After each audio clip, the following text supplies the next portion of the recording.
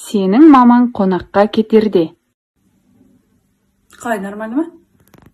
Есікті жапқан соң ұйықта қалма. Үйге кіре алмай қалып жүрмейік. Давай. Ана газға тамақ жасап кеттім. Етін турап, суын құйып, рожкиін сала саласыңдар. Телефонда отыра бермей, тамақтарын ішіңдер. Болды, давай. Ойбу, мына жаман нәскемен кет қаппын ғой, қоясыш. Давай. Бәле, ассортимді ұмытып бара жатырмын. Бересіш. Давай.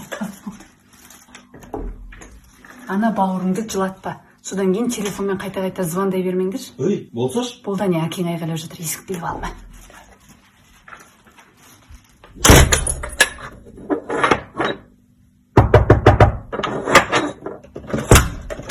Кликпен де жауып алсаңшы. Все мы по сути, как ни крути.